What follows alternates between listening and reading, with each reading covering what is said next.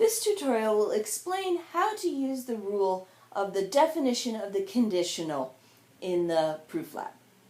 Okay, so I've done most of this proof here, and we're down to, we have this formula P arrow M, and we want to get this formula M arrow P. And we notice that they have, first of all, letters in common. We've got M, and we've got not P and P. It's not the same, but it's kind of similar. And if you think about the definition of the conditional, you can immediately see that this is going to be useful. Because what definition of the conditional on P arrow M is going to give us is not P or M. So let's do that.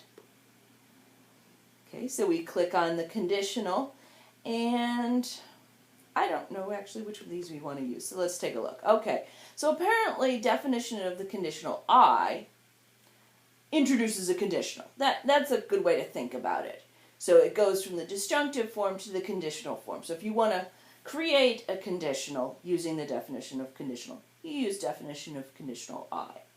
And if you want to get rid of a conditional, go from a conditional to a disjunction, then use definition of the conditional E. Since I don't differentiate between them, I just call them both definition of the conditional. If you're in the ProofLab, if you just play around with them, you'll see, oh, I've got the right form, or, oh, that's not the right form. So you click on the line, you click on the rule you want, and then you click apply. Okay, now we're still not there, because we're going to have to do commutativity in order to get there, but you can see that that's an easy step. So let's do this backwards. Let's show how this works backwards, because it does. So let's undo that, because it'll just get in our way. So suppose we thought, hey, we have this disjunction. If we could turn it into the conditional we want, that would be pretty nifty. So let's try definition of the conditional backwards. So here we're going to want definition of the conditional. No, we want the same one. Because remember, we're working backwards. If we were working it forwards, then, like say, if we wanted to, I don't know, let's turn this one into a conditional. Just for the heck of it. We've got this disjunction up here. Let's apply definition of the conditional introduction going forwards. And that works fine. We didn't need it, so I'm going to get rid of it. But we can do that. Maybe we can do that? You know, I'm just going to delete that line.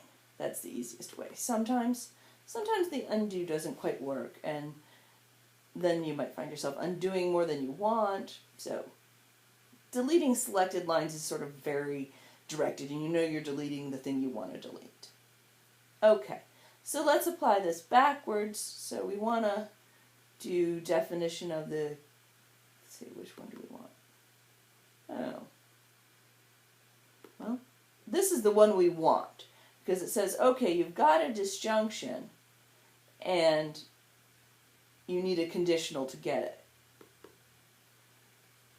And apparently this can't be done backwards. That's dumb. That is super dumb, because that's a really useful strategy. Oh, I know why. I know why it's not working. Aha. Because it's not in the right form. In order to apply definition of the conditional backwards, take a look at the form. You need to have the negated, you need to have a negation on the left disjunct. And right here we've got a negation on the right disjunct. So we're going to need to do commutativity in order to get it working. Okay, so we'll do that. Now it's going to work. So in general, this sort of thing works, but you have to have it set up right. So now we do definition of the conditional E. And see, that's a much more hopeful sign, because now we get the letters, and we've learned that that's when things are working right, when we get the actual letters rather than just the form of the rule. That's when it's generally going to work out. Okay, so we click apply. And now, see, we've bridged that gap because we actually did the commutativity that we needed to do. So that's how you apply the rule of definition of the conditional forwards and backwards. And you can move between an or statement and a conditional and back and forth.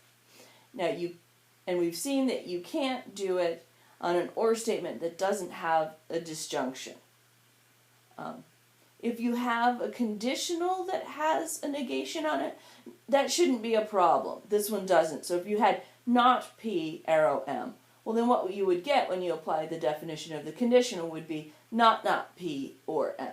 And that should work just fine. That I don't anticipate any glitches with that. Obviously we can't test that with the statements we have here.